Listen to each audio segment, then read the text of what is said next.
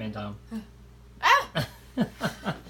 So I just got back, guys, and we are kind of, in addition to hitting our book, indie film producing, which we read another 7 pages of today, we are also trying to tackle editing the series that we just finished shooting called Ass Lounge, a 5B and Year of M production, of which we are both members of. So Min Tom wrote this project that she's editing right now in addition to producing it, and she was script supervisor, she was AD. Yeah.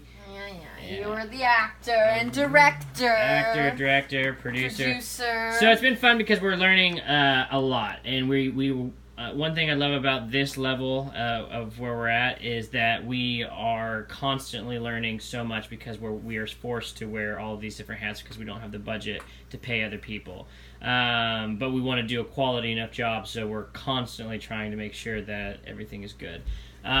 So not to drag on too much, but we also read a couple pages of the book today, Indie Film Producing by Suzanne Lyons. Suzanne Lyons. Suzanne Lyons. God, every time. That's just me right there. Hey, I just got finished postmating.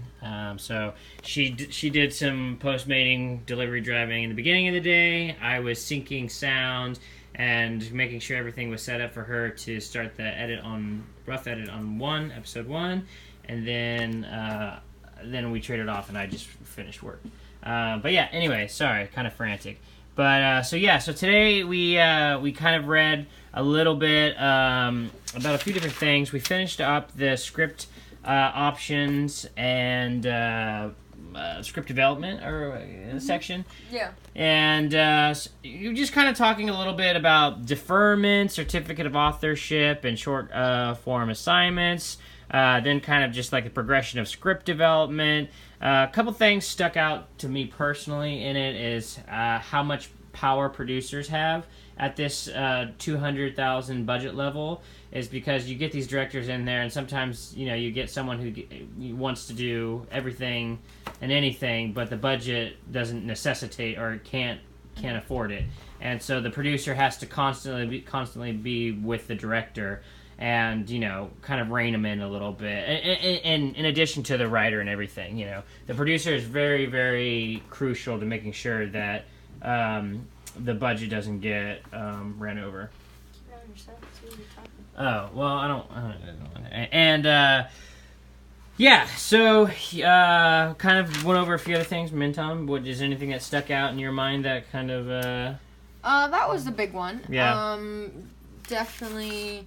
And then just about how, since I'm kind of more writer-minded, right. I guess, when it kind of talks about, it's like the script is your baby until you kind of sign it over. Yeah. And then you basically, there's paperwork and contracts that just basically say, once you sign this over, everything, in here it says, like, with to the universe, you basically lose all rights to it. So what about deferments inspired you to produce? Yeah, to produce.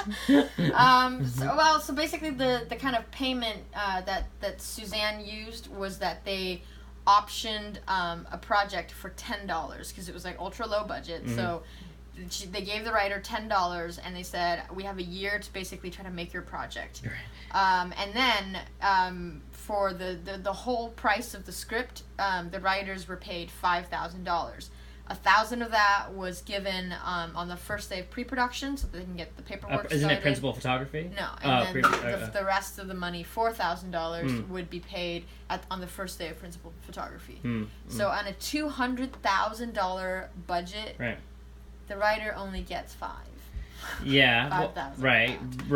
But oftentimes that's because they're new writers, yes. and the directors are kind of in the same boat where they're just basically looking to get their work out there. They're getting $200,000 to put their work out there, essentially.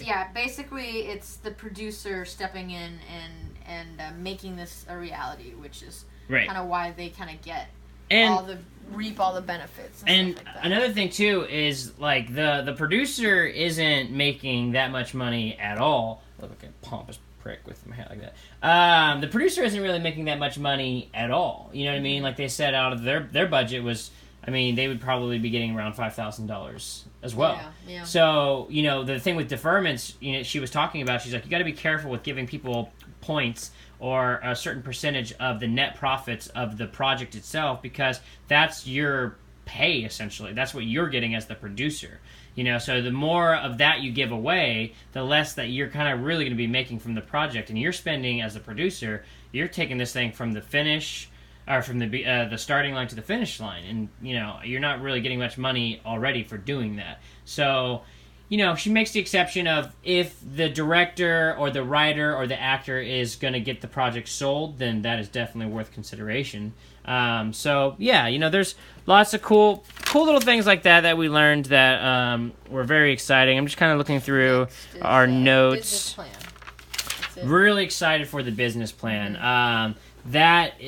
I feel like is just going to be so awesome. I mean, all the information in her book has been so awesome as is, but like that information is going to be really crucial, I think, for us to kind of take it to the next level in terms of getting investors and taking it from just a self-produced kind of a feature film like what we're doing for our first horror feature film to actually kind of laying the foundation for getting investors and being like, hey, you know, this is who we are. We've done a feature film. Here's a business plan for our next feature, you know, and this is what we're trying to do. And to start building those relationships with people so that we can take those investors like they did for Candy Strippers. They took 3 months or whatnot to get the budget because they were trying to find all the strippers.